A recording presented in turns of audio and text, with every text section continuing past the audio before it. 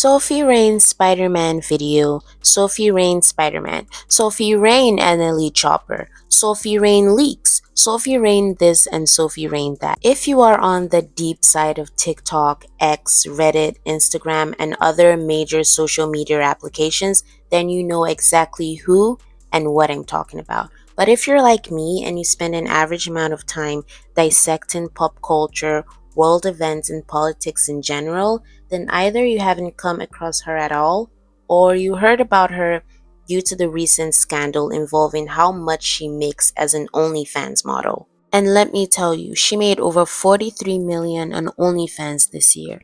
Most NBA players make an average of 25 to 40 million, and NBA players are reportedly one of the highest earners in entertainment and sports. But we have an OnlyFans model who's literally making double of what actual models who spend years building portfolios, maintaining physical fitness, and navigating a challenging industry make.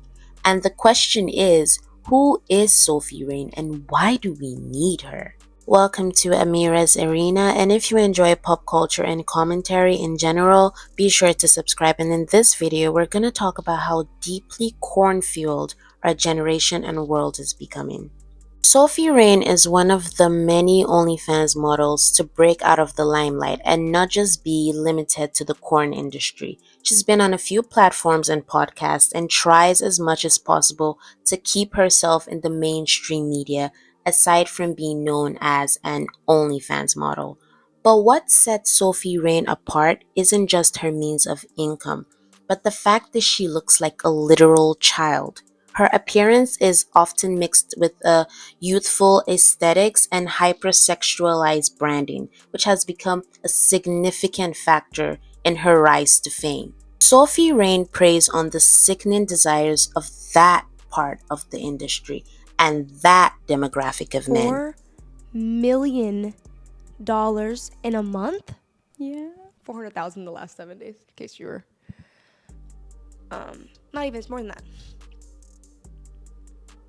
Thanks. This, I can't even be mad at you. Like, this is y'all's fault. Like, how do y'all men even have that amount of money? You have wives, children, baby mamas, bills. Women, if you're seeing this, go through your man's phone.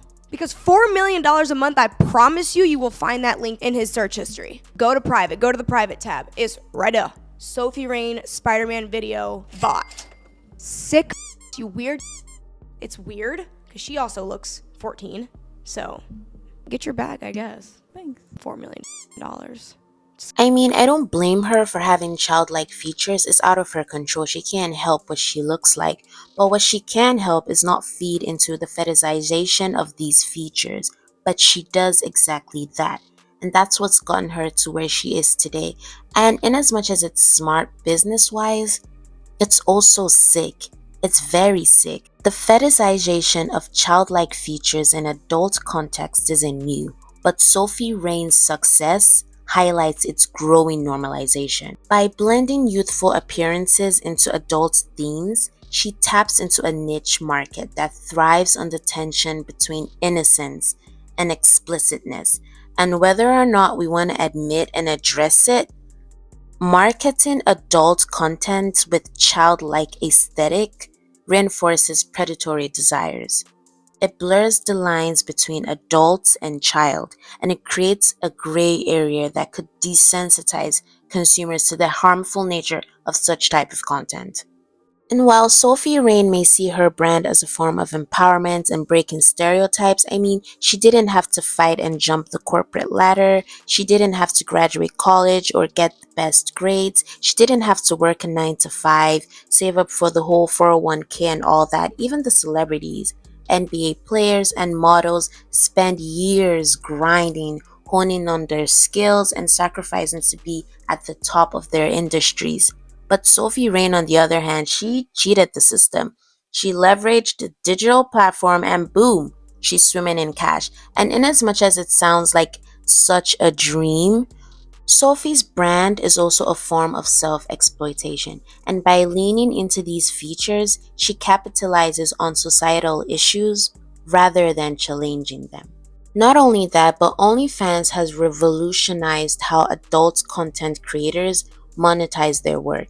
It's often praised for being liberating and allowing creators claim control over their content and earnings and all that.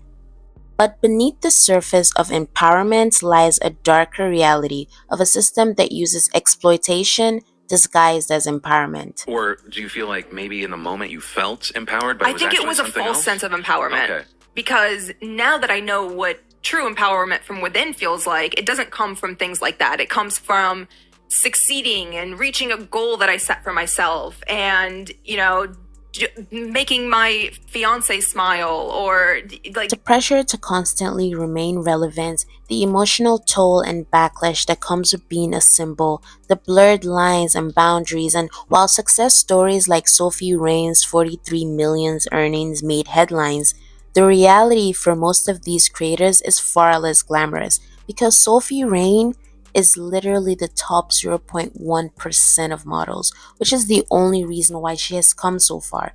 Due to the high competition, the market is oversaturated, with millions of creators vying for attention. Every day I get so many messages from people like, how do I become a corn star? I want to be a corn star, this and that, the list of messages, it honestly goes on and on. I'm gonna make a video because I want everyone to feel safe. Only a small fraction of them earn significant income while many struggle to cover basic expenses. So basically, in a nutshell, if you're in the industry and you do not make it to the top 1%, then you're screwed. Even Sophie Rain herself has said it. This line of work isn't for the weak, and if you're gonna go into the industry, you better make it to the top. And so at the end of the day, is the risk worth sacrificing your self respect and dignity? Is the pursuit of fame and money worth the cost of personal privacy, stigma, judgments, or even harassment in their personal lives? No, because the answer is no. Oh, danger! Holy shit!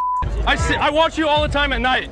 Holy shit! Please come back! I watch you all the time! Abella, I love you! I mean, yeah, the financial rewards may seem like validation for their choices, but the overwhelming majority, the sacrifices that is the privacy, mental health, societal judgment, and long-term opportunities far outweigh the fleeting monetary benefits. And with the rise of platforms like OnlyFans, Only Dreams, and models like Sophie Rain, Lily Phillips, and many others, it speaks volumes about how our society values quick cash and sensationalism over hard work and sustainability. But before jumping into an industry that thrives on exploitation, it's crucial to understand the bigger picture and understand that all that glitters definitely isn't gold. She's been labelled a predator and has even been banned from Australia and thrown out of Fiji after planning to recruit the young men that she describes as barely legal to film with. Thank you for watching, and if you enjoyed this discussion or found it interesting, don't forget to like, comment, and subscribe for more deep dives into pop culture, societal trends, and everything in between. And I'll see you in my next video. Bye!